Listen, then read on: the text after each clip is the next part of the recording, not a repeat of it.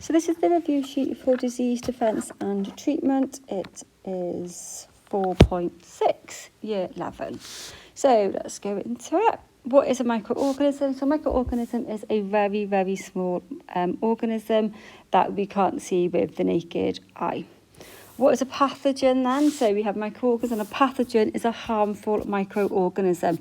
Not all microorganisms are harmful to us. Some can benefit us, etc. However, a pathogen is a harmful microorganism.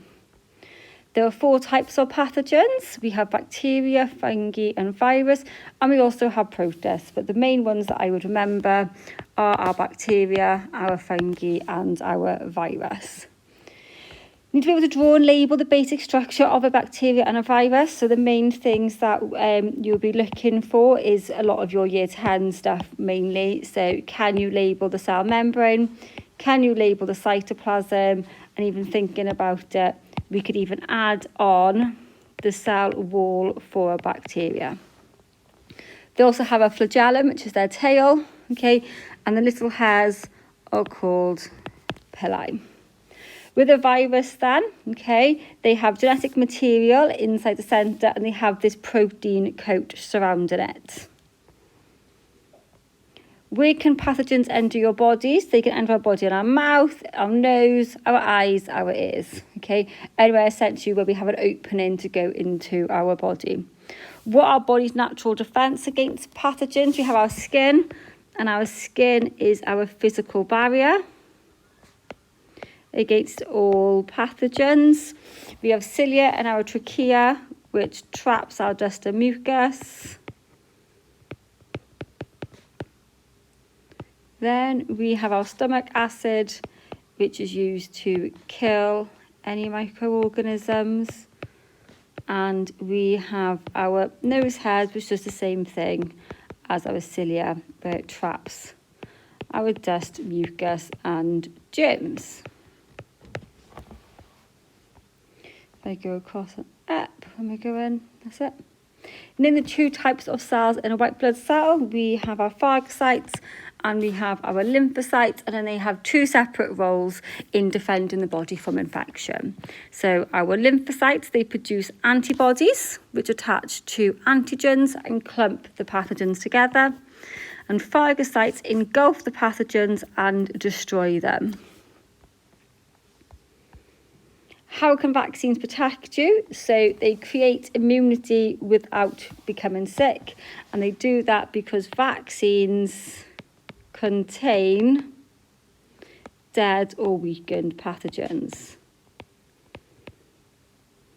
So they initiate an immune response without actually making us sick.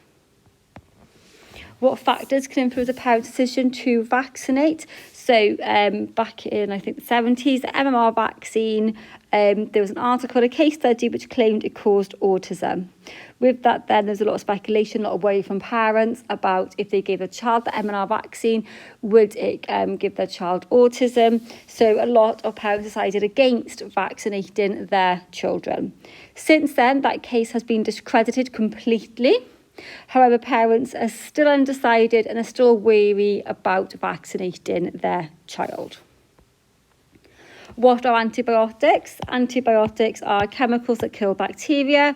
Please note it is just bacteria and not all microorganisms. Okay, they only kill bacteria, they do not kill viruses.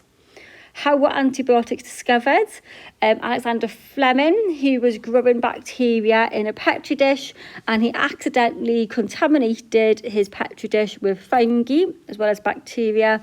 And after the bacteria grew, it showed that around the fungi there was no bacterial growth, which showed that something from inside the fungi was killing the bacteria. How does antibiotic resistance occur? It occurs from the overuse or the overprescription of antibiotics, and then patients not taking the full prescription after like day 5, deciding they feel much better, they'll stop and save the rest in case they become ill again. How can we prevent antibiotic overuse? Only take when needed, and also if we have a viral infection, to not go to the doctor to get antibiotics because they are not going to kill viruses. How are new drugs tested? Next question. The first thing, we have clinical trials where they do tests in labs and experiments in labs. If that is proven successful, we then go into animal testing where we look for any side effects. Okay, so we're looking for side effects. And then we have human trials. Okay, and we have human trials then to see how effective the drug is.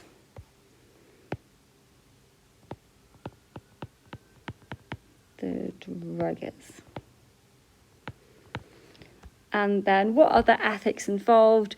Well, ethics involved, people are opposed to animal testing because it can cause harm to animals and unnecessary suffering. And then that's our review sheet for disease and defence.